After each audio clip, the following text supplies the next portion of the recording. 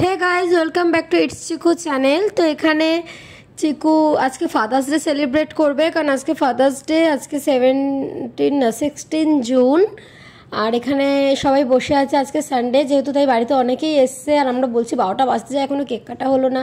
আর এখানে আছে আমাদের দুটো বাবা, একটা হচ্ছে আমাদের আমার মায়ের ফ্রেন্ডস, তার হাজব্যান্ড, যে আমাদের আঙ্কেল হয়, বাট বাবাই হলো এক ধরনের বলতে গেলে, যেহেতু আমার বাবার বয়সেই তিনি। এবং চিকুরও বাবাই হলো একদিক থেকে, কারণ ওনারা চিকুকে খুব ভালোবাসে।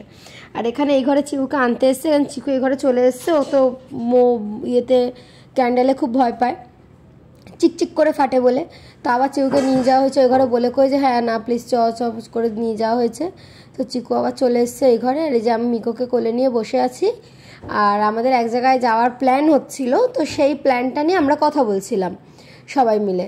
এখানে বাবা আছে, আঙ্কেল আছে, আন্টি আছে, আন্টির ছোটো মেয়ে আছে, আর বড় মেয়ে ভিডিও করছিল। এই যে চিকুকে মায়ের কোলে দিয়ে দিলাম যে হ্যাঁ ওকে বসো, আগে থেকেই তো ভয় পেয়ে রয়েছে যে ক্যান্ডেলের জন্য। আর এখানে কেক এখন কাটা হবে।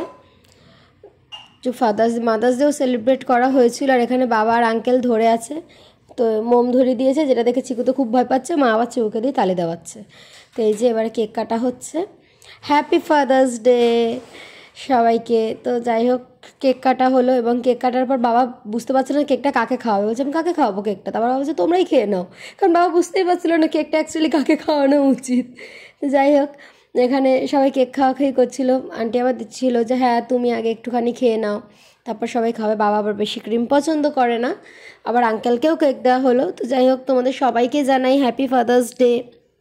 অবশ্য কালকে চলে গেছে, তো আজকের ভিডিওটাই অবধি। দেখা হচ্ছে নেক্সট ভিডিও। বাই।